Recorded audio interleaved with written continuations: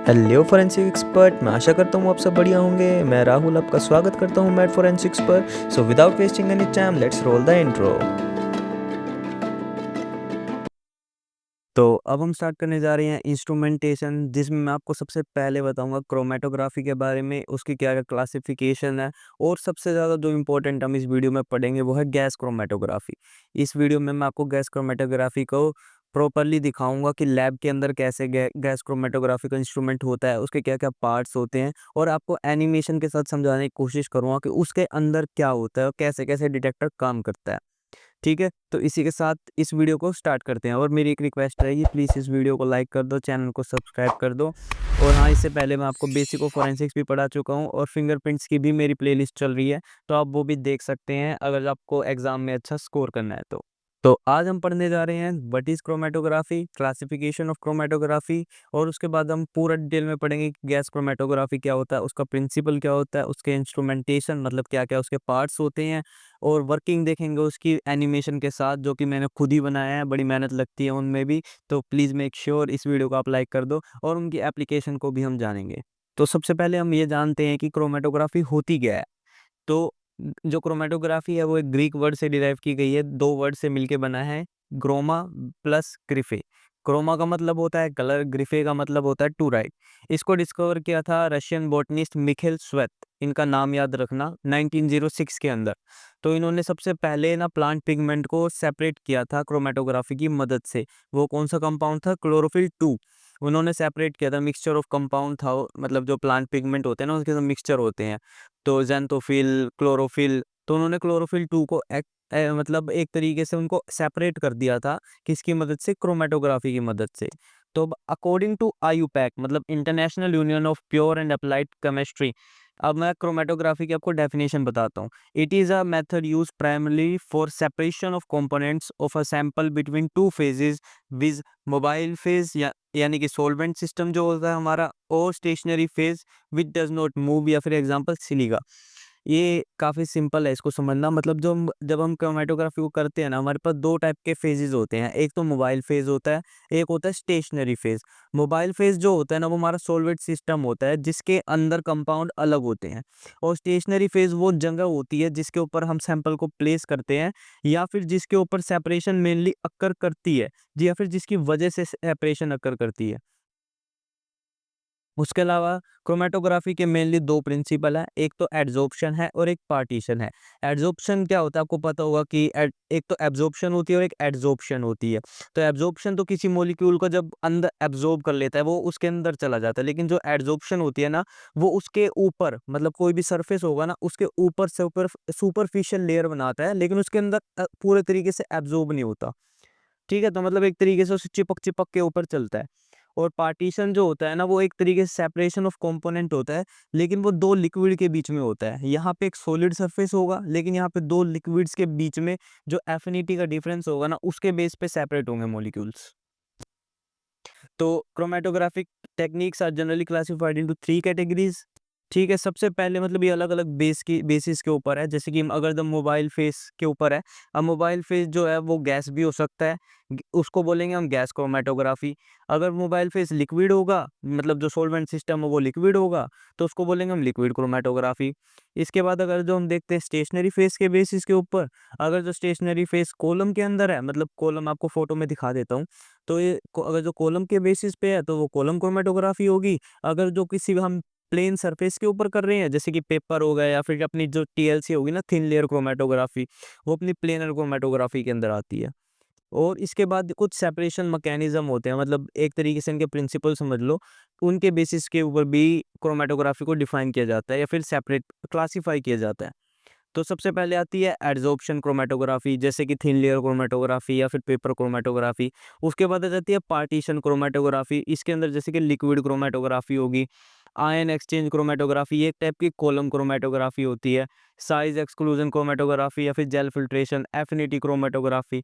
तो ये मतलब अभी इस वीडियो में तो सिर्फ आपको मैं ऐसे ही बता रहा हूँ मोटा मोटा, लेकिन इन हर एक पर्टिकुलर क्रोमेटोग्राफी के ऊपर एक वीडियो आएगी जिसमें आपको प्रॉपरली मैं समझाऊंगा कि हर क्रोमेटोग्राफी के क्या प्रिंसिपल है, उसका इंस्ट्रूमेंटेशन क्या है, उसकी वर्किंग कैसे होती है। ठीक है, अभी हम देखते हैं गैस क्रोमेटोग्राफी के बारे में, जो कि हमारा आज मेन टॉपिक है। उसको हम डिटेल में समझते हैं।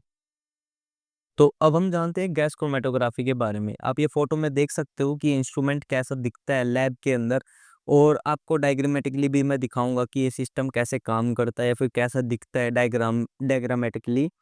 तो जो ये गैस क्रोमैटोग्राफी है वो एक सेपरेशन टेक्नीक है। मतलब जो भी क्रोमैटोग्राफी है वो एक सेपरेशन टेक्नीक ही है, उसमें हम कंपाउंड्स को सेपरेट करते हैं।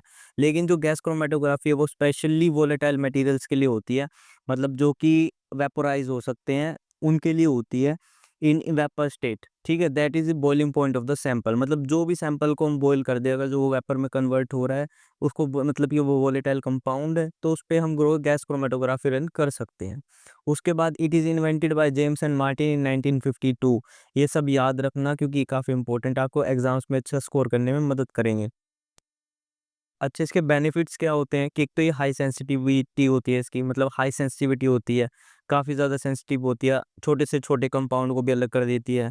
रिप्रोड्यूसिबिलिटी है, मतलब हम इसको बार-बार हम इसको यूज़ कर सकते हैं सेपरेट करने के लिए। इस हाई स्पीड है इसकी, और इसका रेज़ोल्यूशन जो होता है ना वो भी काफ़ी अच्छा होता है, मतलब जो सेपरेशन होता है ना वो भी काफ़ी अच्छा होता है।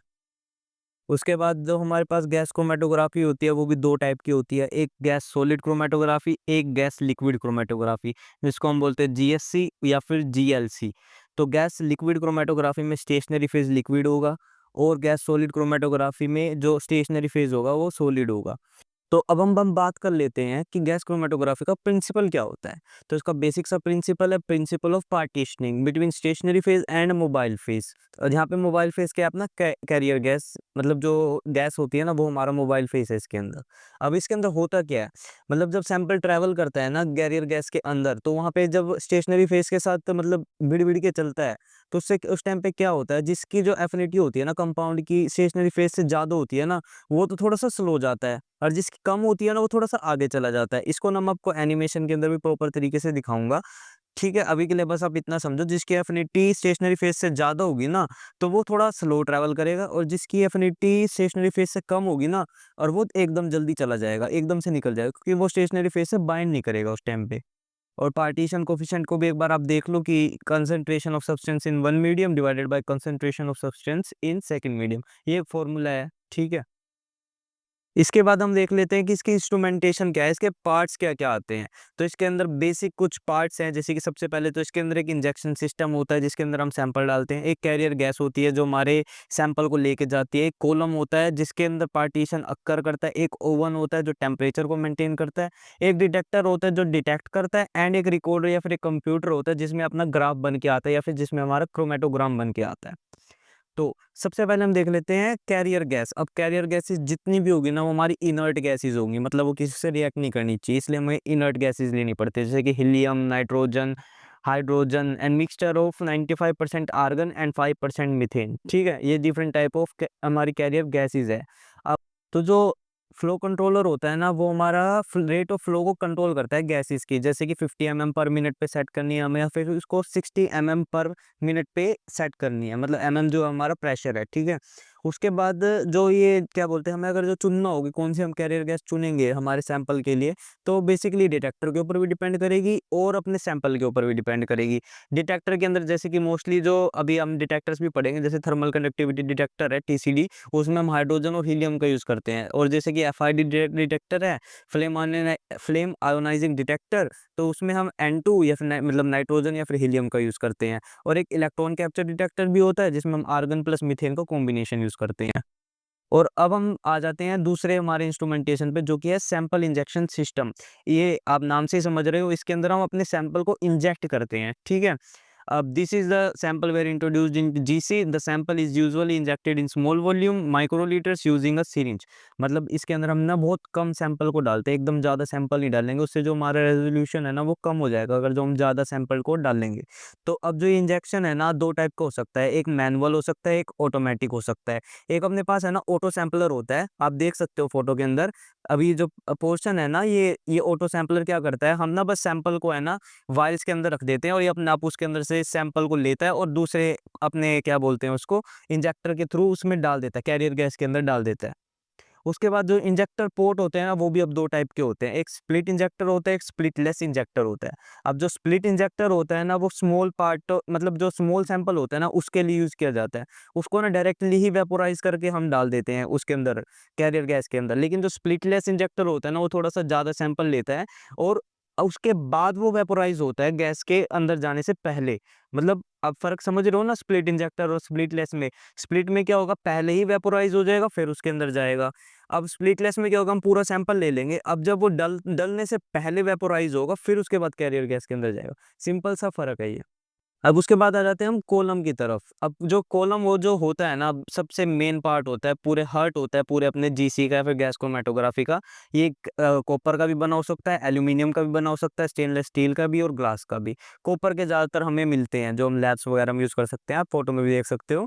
और इसके अंदर 2 टाइप के हमारे पास कॉलम होते हैं, एक तो पैक्ड कॉलम होता है और दूसरा हमारे पास कैपिलरी कॉलम होता है। अब जो पैक्ड कॉलम होता है ना, वो स्टेशनरी फ़ेज़ है ना, ग्रैन्यूल्स की फ़ॉर्म में प्रेज़ेंट होते हैं। ठीक है?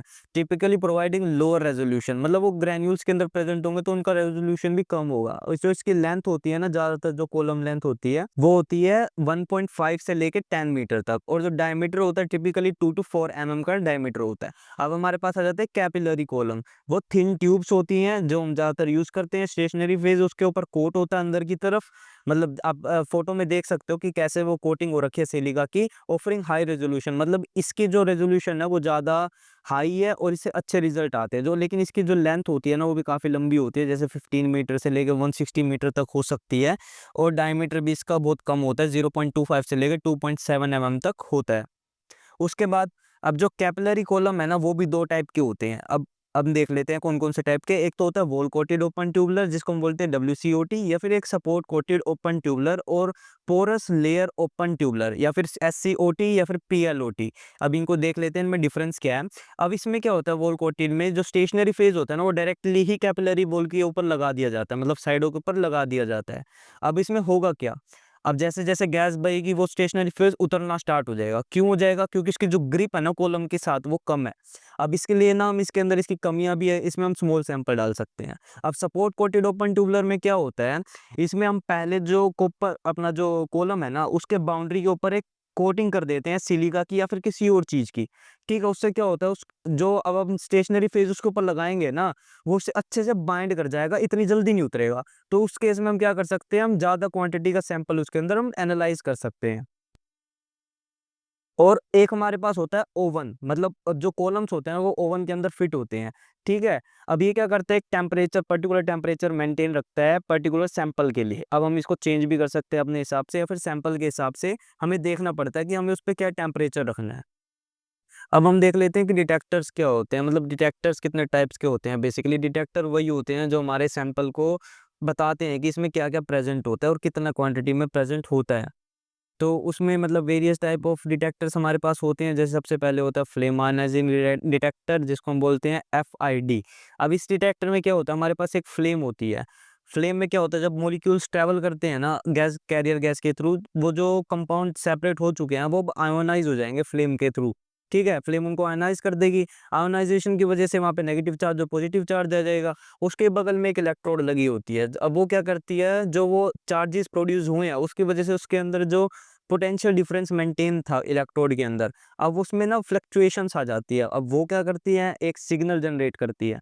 उस सिग्नल को ही कैलकुलेट करके हमें क्रोमैटोग्राम मिलता है। अब इसकी जो डिटेक्टिविटी है वो है 100 पिकोग्राम्स की। ठीक, अब हम देख लेते हैं थर्मल कंडक्टिविटी डिटेक्टर यानी कि टीसीडी के बारे में। ये एक यूनिवर्सल डिटेक्टर होता है। इसमें क्या होता है, जो एक टंगस्टन फिलामेंट वायर का हम यूज़ करते हैं उसको एक पर्टिकुलर कांस्टेंट टेम्परेचर के ऊपर रखते हैं हम, ठीक है? जिसकी क्या मतलब है, जो हीट लॉस हो रहा है ना वो भी कांस्टेंट है, मतलब उसमें हीट जो लॉस हो रही है ना वो दोबारा से उतना ही गर्म हो रहा है जितना हीट लॉस हो रही है। अब क्या होगा, जब कंपाउंड उससे टकराएगा, टकराने के बाद क्या होगा, उसका टेम्परेचर ड्रॉप हो जाएगा। उसी चीज़ को ये डिटेक्टर डिटेक्ट करता है। ठीक है? अब ये एक यूनिवर्सल डिटेक्टर है और इसकी जो डिटेक्टिविटी होती है ना वो 1 नैनोग्राम तक होती है। मतलब जो 1 नैनोग्राम का अमाउंट होगा ना कोई कंपाउंड का, उसको भी डिटेक्ट कर लेगा ये। तो अब हम देख लेते हैं इलेक्ट्रॉन कैप्चर डिटेक्टर के बारे में यानी कि ईसीडी के बारे में। अब ये है ना बहुत स्पेसिफिक डिटेक्टर होता है, ओनली इलेक्ट्रोनेगेटिव स्पीशीज़, मतलब जो इलेक्ट्रॉन डेफिशिट स्पीशीज़ होती है ना, उन्हीं के लिए इनको यूज़ किया जाता है। जैसे कि क्लोरीन, ब्रोमीन, जैसे कि सीएल नेगेटिव, बीआर नेगेटिव, ठीक है? मतलब जिनमें भी नेगेटिव वर्ड आता है ना, उनको लिए ज़्यादा यूज़ किया जाता है ये। वो अब होता क्या है, इसके अंदर एक रेडियो एक्टिव मटेरियल होता है, वो क्या कर देता है, आयोनाइज़ कर देता है जो कैरियर गैस आ रही है। अब क्या होगा, एनवायरनमेंट के अंदर फ्री इलेक्ट्रॉन्स बच जाएँगे, मतलब काफ़ी ज़्यादा फ्री इलेक्ट्रॉन्स आ जाएँगे। अब वो जो ये इलेक्ट्रोनेगेटिव स्पीशीज़ है, इनको तो चाहिए इलेक्ट्रॉन, अब वो उस फ्री इलेक्ट्रॉन्स को ट्रैप कर लेंगे, अपने अंदर ले लेंगे। उससे क्या होगा, जो करंट है ना चेंज हो जाएगा, मतलब उसके अंदर फ्लक्चुएशन आएँगी। अब उसी चीज़ को ये डिटेक्टर डिटेक्ट कर लेता है। अब इसकी जो डिटेक्टिविटी होती है ना, वो फेम्टोग्राम तक होती है, इसकी डिटेक्टिविटी बहुत ज़्यादा है, ठीक है? लेकिन ये सिलेक्टिव होता है काफ़ी ज़्यादा, मोस्टली हैलाइड्स के लिए यूज़ किया जाता है या फिर नाइट्राइल्स के लिए किया जाता है। मतलब जिन पे भी नेगेटिव चार्ज होते हैं, उनके लिए ही ये यूज़ किया जाता है। अब एक और टाइप का डिटेक्टर होता है जिसको हम बोलते हैं मास स्पेक्ट्रोस्कोपी। ठीक है, ये अपने आप में एक अलग इंस्ट्रूमेंट होता है, लेकिन इसको जीसीएमएस भी बोलते हैं क्योंकि एमएस यहाँ पे डिटेक्टर का काम कर रहा है फॉर जीसी। अब ये क्या करता है, साथ साथ में ही क्वांटिटेटिव एनालिसिस भी कर देता है और हमको कंपाउंड भी बता देता है कि क्या चीज़ थी। अब इसका प्रिंसिपल क्या है, मास टू चार्ज रेशियो, मतलब जितना मास होगा और उस पे जितना चार्ज होगा ना, उनकी रेशियो को ये यूज़ करता है किसी की भी क्वांटिटेटिव एनालिसिस करने के लिए। अब इस जो ये मास स्पेक्ट्रोस्कोपी है ना, इस वीडियो में मैं कवर नहीं करूँगा वरना वीडियो काफ़ी ज़्यादा लंबी हो जाएगी। इसको मैं एक अलग वीडियो में कवर करूँगा, मास स्पेक्ट्रोस्कोपी को भी। अब हम इसकी वर्किंग देख लेते हैं कि गैस क्रोमैटोग्राफी काम कैसे करता है। ठीक है? बाहर से तो हमें पता नहीं चलेगा, अंदर से देखना हमें कैसे काम करता है। तो सबसे पहले हम कैरियर गैस को ऑन कर देते हैं। अब वो गैस फै चलने लग गई, अपना हमने उसका एक रेट ऑफ फ्लो कांस्टेंट कर दिया, अपने हिसाब से सेट कर दिया। उसके बाद हम क्या करेंगे, सैंपल को इंट्रोड्यूस करेंगे चैम्बर के अंदर। अब सैंपल कैसे भी हम इंट्रोड्यूस कर सकते हैं, चाहे वो स्प्लिट हो, चाहे वो स्प्लिटलेस हो, चाहे वो ऑटो सैंपलर से हो, चाहे वो हम मैनुअली भी करें, हम कैसे भी कर सकते हैं। अब सैंपल इंट्रोड्यूस करने के बाद अब क्या होगा, जो कैरियर गैस है वो सैंपल को लेके जाएगी कॉलम के पास। अब ओवन है ना, उस कॉलम के अंदर एक टेम्परेचर मेंटेन रखेगा। अब जो सैंपल है, अब वो डिफरेंट डिफरेंट अपनी जो एफिनिटी होगी ना, जैसे सिलिका के साथ, जैसे मान लो अभी हम सिलिका को स्टेशनरी फेज मान लेते हैं। अब उसके साथ जैसे कि किसी कंपाउंड की ज़्यादा एफिनिटी है तो वो उससे चिपक के चलेगा, तो वो स्लो हो जाएगा, और जिसकी कम है वो एकदम निकल जाएगा। अब इस बेसिस पे एक तो कंपाउंड डिफरेंट हो गए, मतलब जो डिफरेंट कंपाउंड थे वो अलग हो गए। अब इसके बाद क्या होगा, डिटेक्शन होगी, जैसे कि मैं इसमें फ्लेम आयोनाइजिंग डिटेक्टर का यूज़ कर रहा हूँ। अब फ्लेम क्या करेगी, उस कंपाउंड को आयोनाइज़ कर देगी, उसके आयंस में कन्वर्ट कर देगी। अब वो आयंस क्या है, जो अपना क्या बोलते हैं, कांस्टेंट वोल्टेज मेंटेन रख रखी थी ना आपने उसकी, क्या बोलते हैं, इलेक्ट्रोड्स की, अब वो चेंज हो जाएगी। उसकी वजह से एक इलेक्ट्रिक सिग्नल प्रोड्यूस होगा, अब वो हमारा क्रोमैटोग्राम का काम करेगा। और फिर हम उसकी डाटा एनालिसिस कर सकते हैं, जो हमें चाहिए, वो उनकी पीक वगैरह हम पढ़ के हम अपने आराम से इसकी रिपोर्ट बना सकते हैं। अब एप्लीकेशन क्या है गैस क्रोमैटोग्राफी की, हमने की इंस्ट्रूमेंट पढ़ा है, उसकी इन्वेस्टिगेशन भी, मतलब क्या हम उसको यूज़ कर सकते हैं, कैसे यूज़ कर सकते हैं, किस-किस इन्वेस्टिगेशन में यूज़ कर सकते हैं, ये भी पता होना चाहिए। जैसे कि सबसे पहले हम इसको टॉक्सिकोलॉजी में भी यूज़ कर सकते हैं, जैसे कि ड्रग को एनालाइज़ करने के लिए, उसकी क्वांटिटी के लिए, या फिर ये पता करने के लिए कौन-सा ड्रग है। अल्कोहल के लिए पता कर सकते हैं हम, पॉइज़न के लिए भी, ठीक है? इसके बाद आर्सन के इन्वेस्टिगेशन में भी, जैसे कि ऐश इन्वेस्टिगेशन होती है, मतलब जो हम ऐश की एनालिसिस करते हैं ना, उसके लिए भी हम कर सकते हैं। गैसोलीन, केरोसिन, पेट्रोल या फिर डीज़ल, इन सब की भी इन्वेस्टिगेशन के लिए हम जीसी का यूज़ कर सकते हैं। एक्सप्लोसिव के लिए यूज़ कर सकते हैं, मतलब जो केमिकल्स हैं उनकी आइडेंटिफिकेशन के लिए, जैसे कि आरडीएक्स हो गया, टीएनटी हो गया, इन टाइप के जो सैंपल होते हैं उनको भी एनालाइज़ कर सकते हैं। और कुछ ट्रेस एविडेंसेस भी है जिनको हम यूज़ कर सकते हैं, मतलब जैसे कि अब पेंट आ गया या फिर फाइबर आ गया, उनके कलर वगैरह या फिर उनकी डाइज़ वगैरह को एक्सट्रैक्ट करके भी हम उसके एनालिसिस कर सकते हैं जीसी के थ्रू। अब एप्लीकेशन में जैसे कि ड्रग के एनालिसिस मैंने आपको बता दिया कि हम ड्रग को आइडेंटिफ़ाई कर सकते हैं, उसकी क्वांटिफ़ाई भी कर सकते हैं। अब इसी आप एप्लीकेशन में ना एक जीसीएमएस को भी ऐड कर सकते हो कि भई जीसीएमएस भी एक चीज़ होती है। उसमें क्या होता है कि गैस क्रोमैटोग्राफी पहले सैंपल को सेपरेट कर देगी, कंपाउंड्स को सेपरेट कर देगी। अब मास स्पेक्ट्रोस्कोपी क्या करेगी, उसको क्वांटिफ़ाई कर देगी। तो हम उससे उसकी क्वांटिफ़िकेशन भी कर सकते हैं। ये भी कुछ इसके एप्लीकेशंस ही हैं। तो अगर आपको मेरी वीडियो से कुछ फ़ायदा हुआ, आपको कुछ समझ आया हो, आपके अच्छे स्कोर आए हैं, तो प्लीज़ इस वीडियो को लाइक कर दो, चैनल को सब्सक्राइब कर दो और इस वीडियो को शेयर करो अपने दोस्तों के साथ ताकि वो भी एग्ज़ाम्स में अच्छा स्कोर कर सकें। और thank you for watching this video. आरिगातो गोज़ाइमास। मिलते हैं आपसे अगली वीडियो में।